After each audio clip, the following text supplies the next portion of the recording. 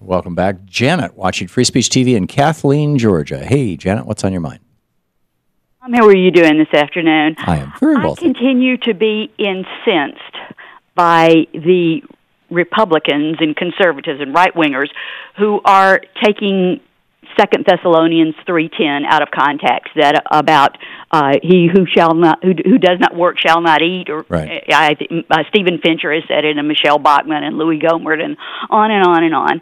And I mean, I'm not purporting to be any sort of biblical scholar. However, I have read it, and in the previous chapter of the epistle, the Apostle Paul has warned about people in that neighborhood, in that area, Thessalonica, who were going around spreading gossip that the second coming was going to happen. There was, the apocalypse is coming any minute now. I'm going to be raptured up into heaven. And not only were they going around saying that the apocalypse, that the second coming was happening, they were making judgments about who was good and who wasn't good and who was going to be raptured up into heaven. And, Tom is good, but Janet's bad, so she's not going to be saved, that sort of thing. And basically what Paul is doing is saying, you got to cut this out. You're going around, you're sowing these seeds of discord in the church, and you're taking advantage of the Christian obligation that people have in the church to feed people. You're choosing not to work just because you'd rather sow seeds of discord.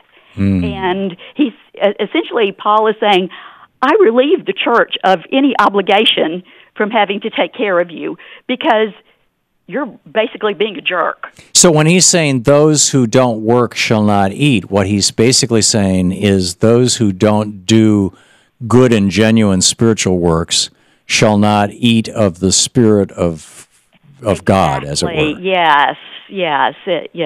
This was entirely a spiritual metaphor, not a physical metaphor. He was not talking. Exactly. He was not talking about lazy poor people. No, not at all. He's warning about taking advantage of the goodness of the people who are your Christian neighbors.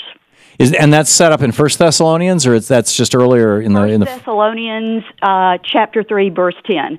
And as I said, in the second chapter, Paul warns about these people who are talking about the apocalypse coming, and he says this is not true, and he lays out in detail, this is why it's not true, because in order for Christ to come back, he says these things have to happen in this order, and they haven't happened. Right. So cut this out.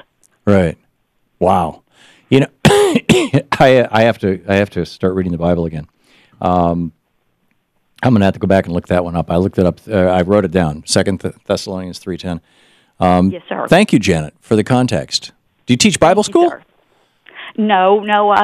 Just went to Sunday school all my life and studied the Bible and so on, and studied it in college and so on. Well, you should teach Sunday school. I mean, you're a great teacher. Well, thank you so much. I appreciate that. I appreciate the context. I appreciate the whole story. Thank you so much, Janet, and thank you for watching Free Speech TV. And it's much appreciated.